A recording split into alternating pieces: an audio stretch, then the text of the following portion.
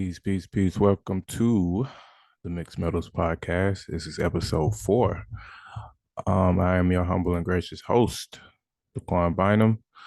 Um, a lot of sports news to talk about this week. Let's start with today around the league, the NFL.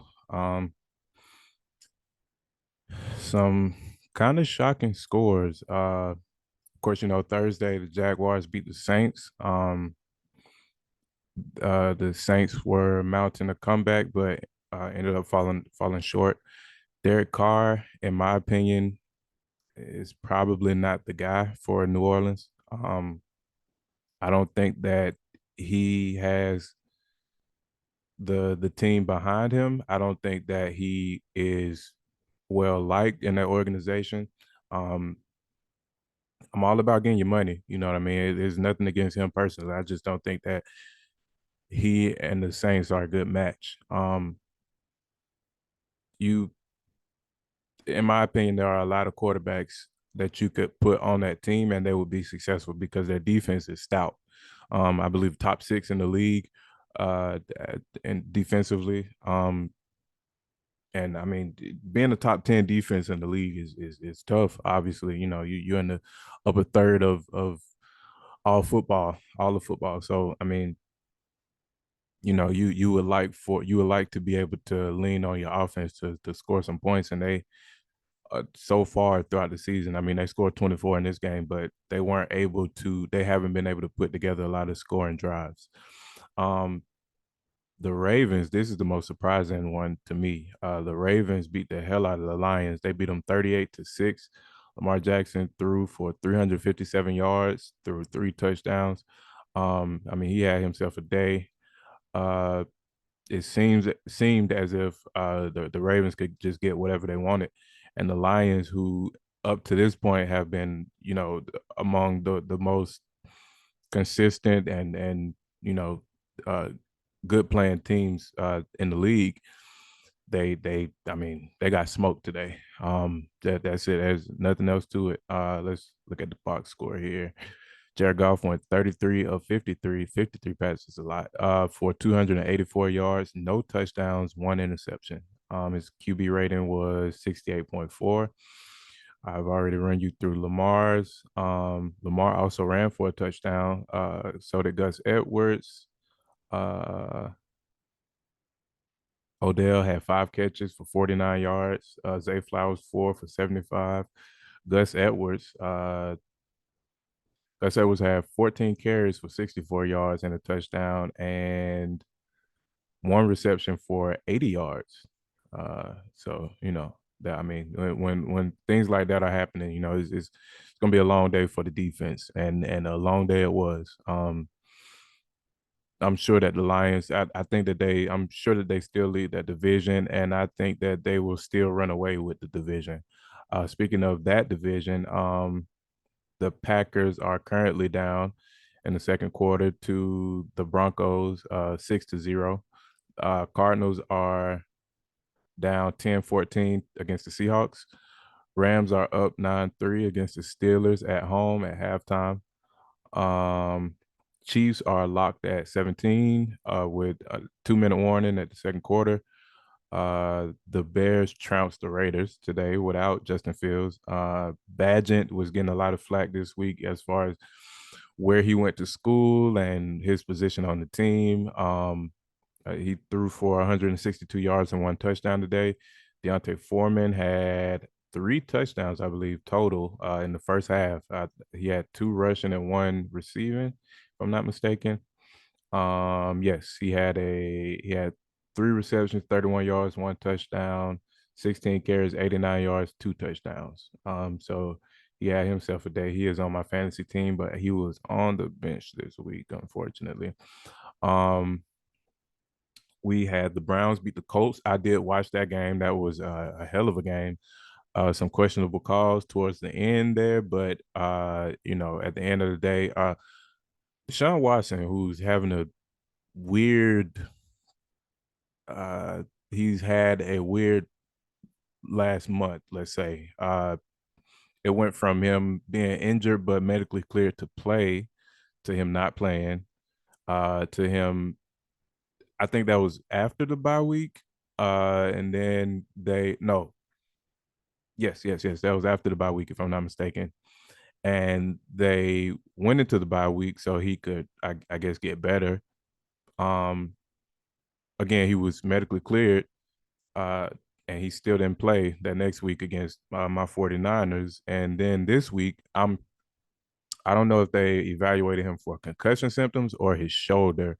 Uh, the way he landed, his head like snapped back on the turf, and he was down for a while.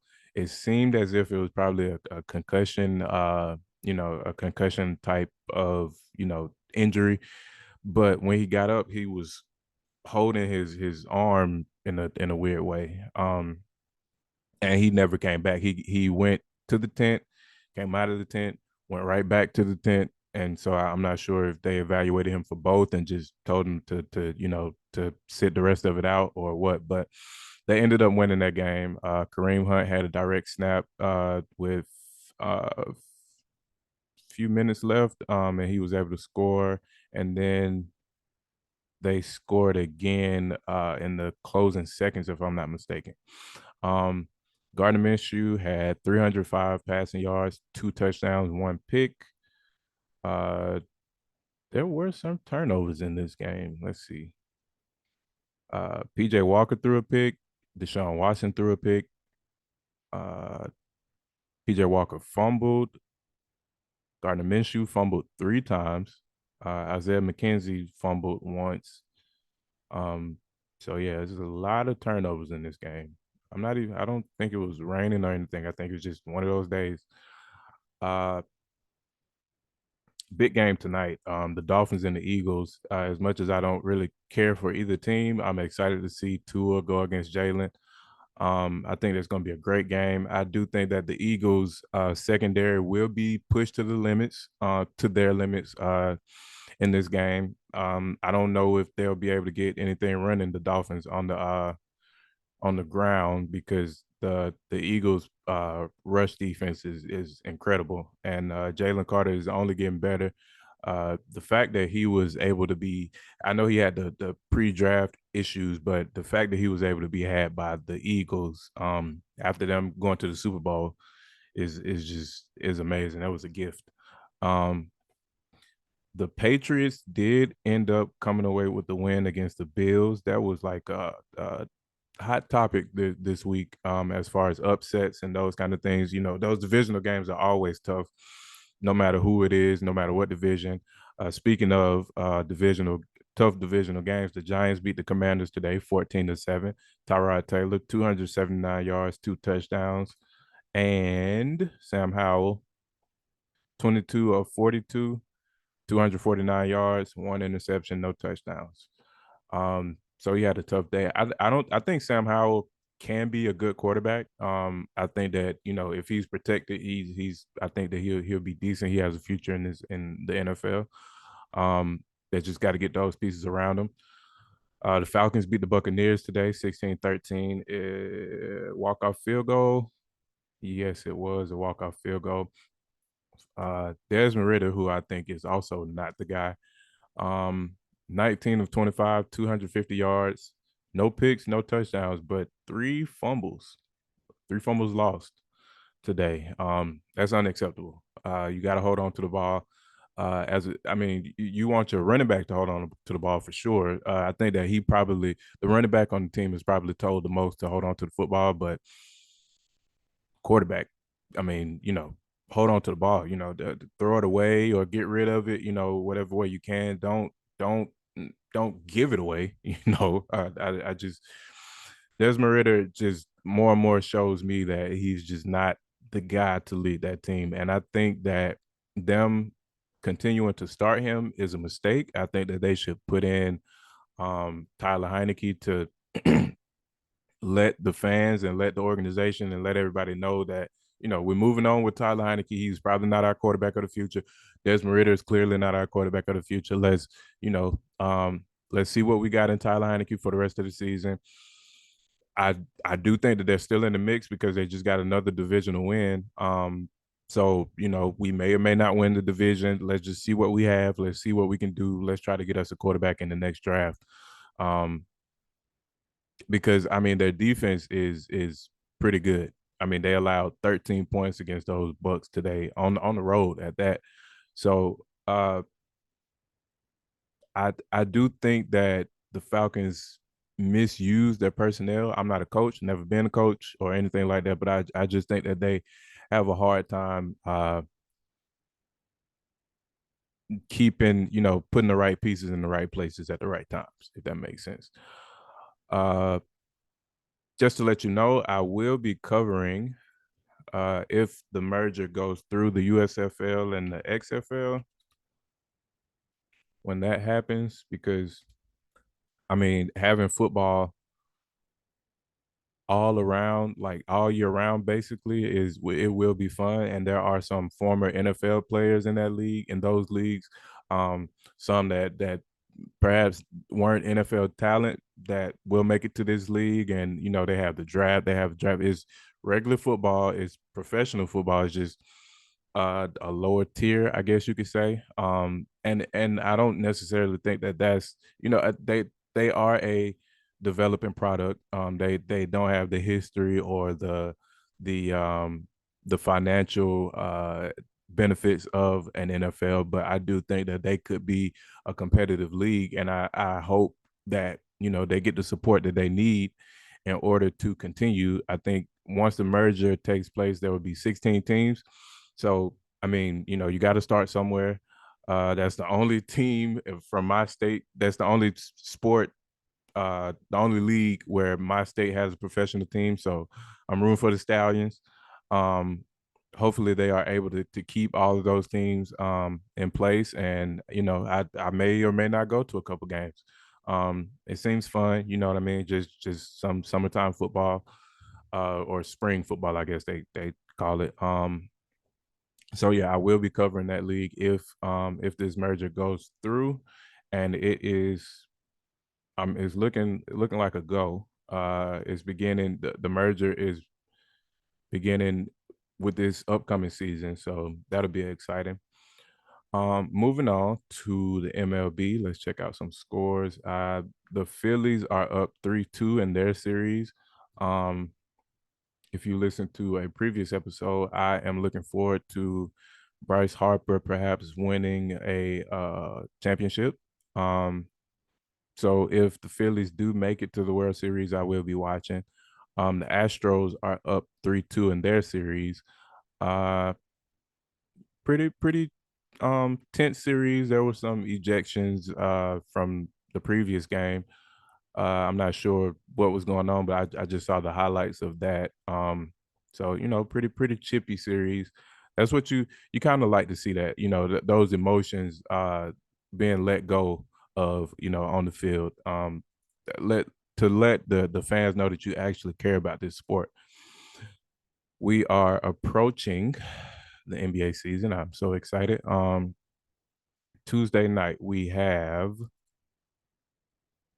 the Lakers and Nuggets in a rematch of the Western Conference Finals. I mean, it's just one of 82 for the players and all of that, but the off-season chatter and the championship parade talk and um, Michael Malone going on, Pat McAfee, and teasing and poking at LeBron. I think that that'll make for an interesting storyline for this game. I do think the Lakers have retooled and gotten better over the summer. Christian Wood addition and Gabe Vincent. We'll see what with the Gabe Vincent deal, but I think that adds another ball handler to the team and to the rotation, and I believe that that will ultimately help the Lakers. I think that LeBron playing more off ball, and hopefully AD taking the mantle and stepping up to the leadership role that we've all wanted to see so far in his Lakers tenure. I think that if he is able to step it up and become that leader, LeBron, I believe I've said it on a previous episode, but LeBron as a number two best player is a dangerous thing. I don't think anybody in the league wants to see that. Um, the Suns and the Warriors. Some interesting storylines there. Chris Paul's first official game with the Warriors. Uh, Curious to see whether or not he'll be starting, and if he does start, how long he stays in the starting lineup, and how long he stays on the court with the starting lineup. Um, I think that everybody is anticipating him leading the second unit, uh, and I think that with him leading the second unit, they can win a lot of games this season. I do think that a lot of people are doubting the Warriors. I don't think you can ever doubt them with their core three members of their dynasty still being on the team and getting new contracts and those kind of things. I think that um, Draymond would be refreshed, re-energized. I think that Clay still coming off those two injuries. I mean, we still like Clay is clearly not the same player, but I don't think that anybody would necessarily be the same player that they were after two back-to-back season-ending injuries.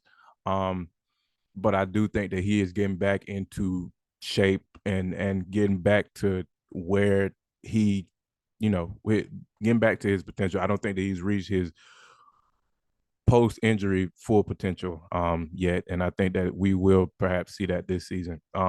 Curious to see if the Nuggets have the championship hangover. Not just in the first game, because I mean, truth be told, I'm rooting for the Lakers. I'm rooting for LeBron, but I do think the Nuggets might come away with that one. I think just those emotions is the first championship in that franchise's history. That'll be ring night. You celebrating in front of a team that you swept in the West in the conference finals. So I think that emotions will be running high, especially after all the chatter, off season chatter that I mentioned before. I think that the Nuggets will probably run away with that one, but I do think that we will see, a building, a foundational piece in what could possibly be a rematch in this year's Western Conference Finals. I don't see the Suns uh, ultimately advancing to the Western Conference Finals. I think that offensively they will be excellent. I still have a lot of questions about their defense. I think that the Warriors are still too small, and to be honest, they got even smaller by adding Chris Paul and getting rid of Jordan Poole. Um, I don't, I don't know that we will ever see the Clippers make it through a season fully healthy, and I know that there are question marks all over the Lakers as far as health, but I just don't think that. I think that the Clippers have shown us more and more, time and time again, that they can't be. I think that Kawhi is a mid 50 game a year player, and I think that that's just who he is. Um, so I don't think that the Clippers have it, and I also kind of think that they take a step back. Whether or not they get James Harden, I don't think that James Harden is a championship player. I don't think that James Harden is a team player. I just don't believe that James Harden is who he thinks he is. So I think that you know, the East, I think that a lot of teams in the East took a step back. Um, so I think that this will be the only time where like the consensus of teams that everybody thinks will make it to the um conference finals will make it in the East. I think that it'll be the Bucks and the Celtics. Um, and we'll see. We'll see. Dame, I mean, of course it's preseason, but Dame didn't look too great as far as shooting the ball in the this preseason. Logo Lillard has arrived, but I don't think that he'll be taking those, or I don't know. I don't know if he'll be taking those logo shots uh all season long, especially in tight games when they need them. Um, I mean, he is capable of making those shots. His range is ridiculous. He's he's one of the great shooters that we've ever seen. I know that Steph is the poster child of shooting the ball, but uh, Dame is up there. You know what I mean? So yeah, I'm curious to see what'll take place over there in the East. I do believe that we are in for a hell of a season. I think we no matter I can't say no matter, but chances are no matter what, LeBron, we will see the most unprecedented 21st season of all time. Not a lot of players have made it to their 21st season, and definitely not a lot of players have been able to do what I believe that LeBron James is capable of and will do this upcoming season. Um, let's see what else we have. It's been recently announced that flag football has been added to the 2028 Olympics, and I believe that that is in LA. So that'll be exciting.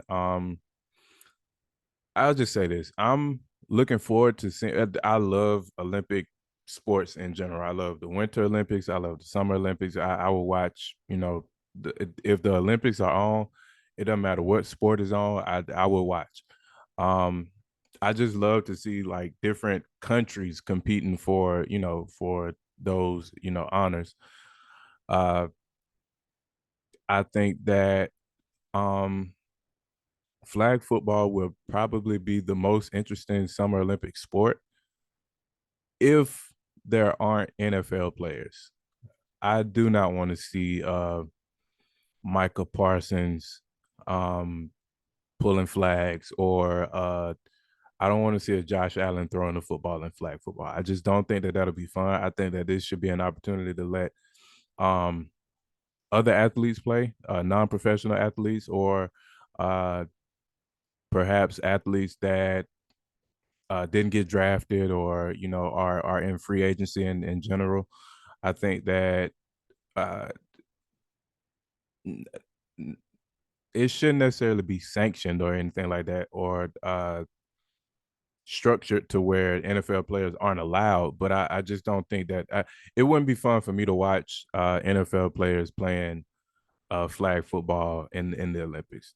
And one could say that if you know rugby is probably the closest global game that we have to American football. But you can't tackle in flag. So I think that that adds a whole new, there's a certain level of agility because you can't swat at the defender in flag football. So I think that there's a certain level of agility that you need. Speed will play a big part, which I don't think it necessarily plays that big a part in rugby. I think it's more strength and um, those kind of things. So I think that different things are at play in those two sports. And both of them will be played at the same time, I believe, during those Olympics. So we'll be able to see the differences and the similarities during those Olympics. Um,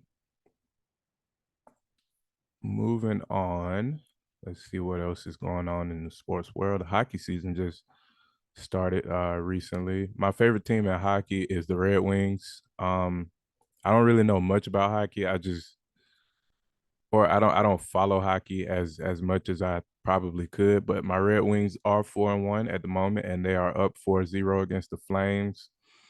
Um, so yeah, we are very early into the season, but it's always fun to see a 4-1 record, no matter what the sport is. Uh, as we speak, just some updates on the sports scores on the NFL scores. The Rams are now up 17-10. Pittsburgh has the ball, third down and 12 in the third, 8:03 left in the third quarter. Broncos still shutting out the Packers at the moment, but the Packers do seem to be driving. They are on the Denver 39, first and 10, 13-18 left in the third quarter. Uh, Seahawks are up on the Cardinals, 17-10. Same score as the Rams and the Steelers. And I have the other game on my phone here. The Chiefs are up 24-17 on the Chargers. 11:05 left in the third. I'm not a Chiefs fan, but I do like Patrick Mahomes. I think that um, he is among the most talented quarterbacks we've ever seen play the sport. Uh, I'm still an Aaron Rodgers fan, so I don't want to say that he's the guy. It seems to be headed in that direction. He already has 2 rings, 2 Super Bowl MVPs. So there's one more or two regular season MVPs. I think he has one Super Bowl MVP. So he's already ahead of Aaron Rodgers as far as rings. Let me look just to make sure.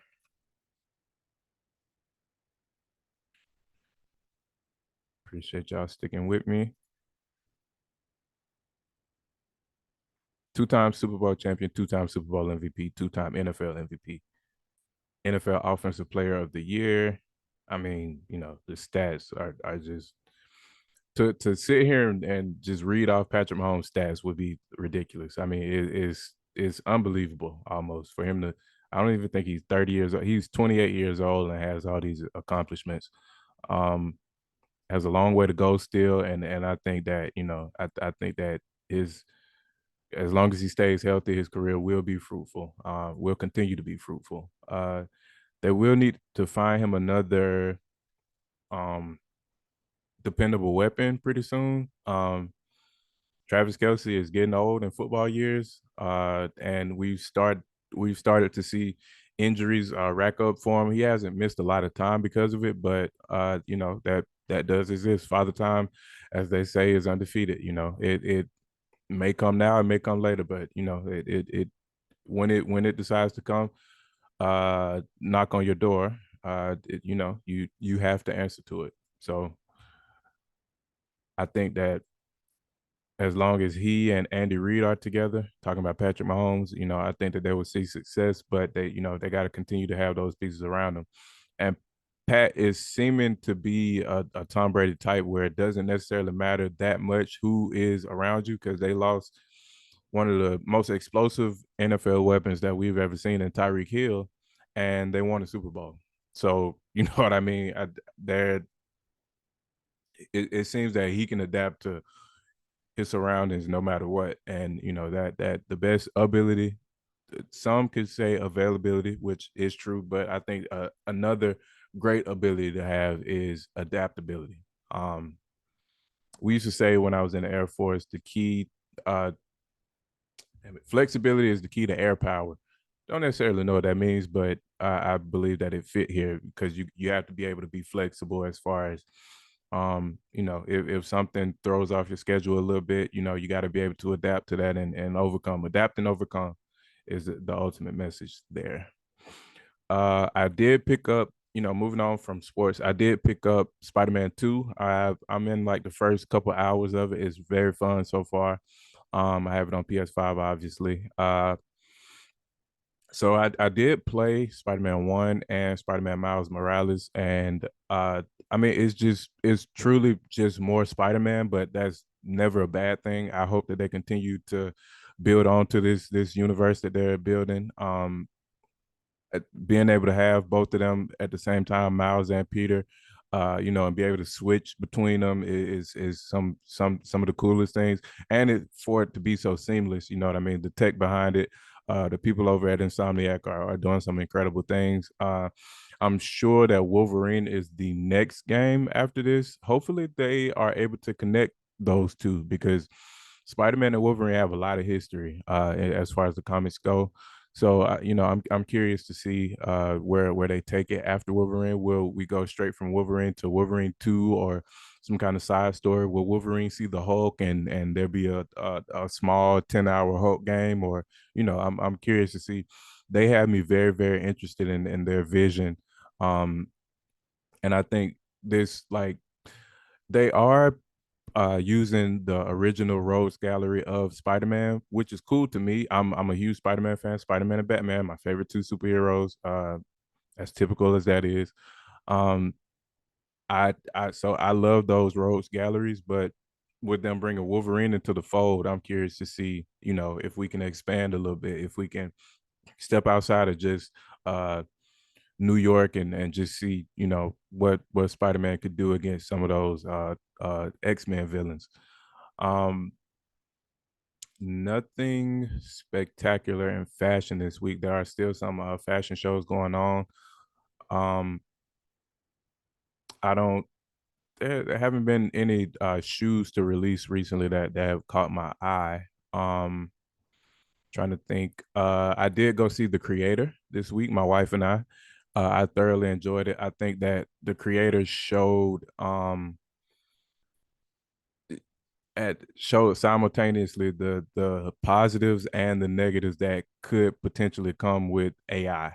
And if I think whether we use it the right way or not, you know what I mean? I don't think that there is a manual or there ever will be a manual to how to use AI. And I think that that's a dangerous aspect. And I think that the creators showed though, like, small pieces of those aspects of AI and you know, how AI could one day how AI could grow, not just physically, but emotionally and those kind of things.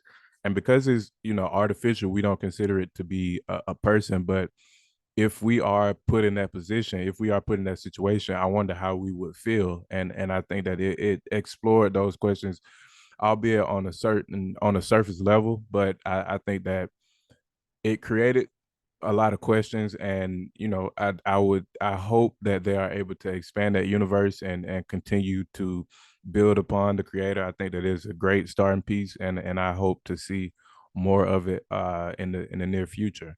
um Next movie I'm looking forward to is Killers of the Flower Moon, um the latest Scorsese film. I always like Scorsese. uh I think his cinematography, his directorial style is unique, and I think that the stories that he tells are so realistic and so I don't know, so mm, deep. Deep is a word that I could use, but it's not the word. But for lack of a better term, deep. Um, and I think that he just has so many stories that can be retold. I mean, or not, rewatched and watched and watched. He makes timeless pieces. Uh, I still don't agree with him on his take as far as the superhero films and the Marvel and the DC films not being cinema.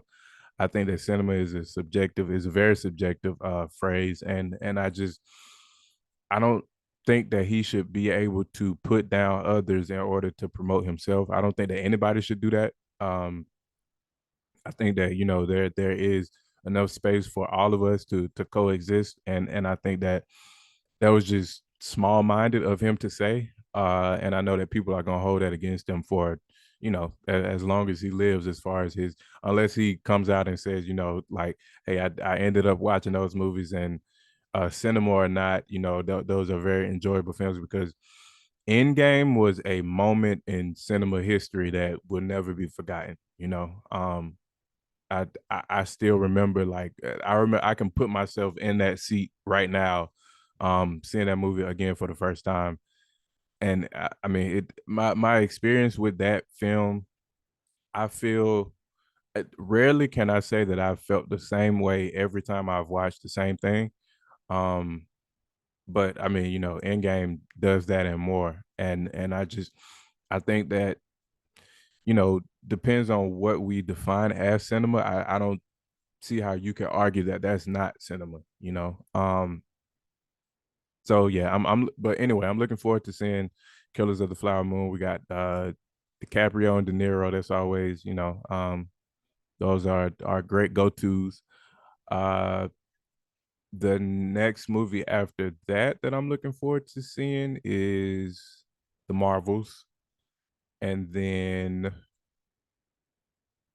Dune Part 2, I believe, if I'm not mistaken. I don't know if that got pushed back or not because of the writer's strike. I'm glad that the writer's strike is over and that people can resume what they would, business as usual as far as film and those kind of things, because I definitely enjoy film, and I enjoy going to the movies and just that whole experience. Um, so I believe we are done for the day. Uh, Ghost Runner 2 is coming out this week, I believe, and so is the Metal Gear Solid Collection Volume 1. I will be getting both. I wasn't able to pick up Mario Wonder this week, but I have seen gameplay and I will be picking it up here pretty soon. Um, but right now my focus is probably Spider-Man. And I'm gonna start streaming here pretty soon. Um, so look forward to that. I look forward to seeing you all later on this week where we get into part two of our mini series of 444, Mr. Morale and the Big Steppers, and Michael. We this week is the Mr. Morale episode. I'll be exploring that album and how, it and what it means to me, and what I think the message was, and what I think it's what how I think it will stand the test of time. I look forward to seeing you all later on this week. As always, peace and love. Thank you.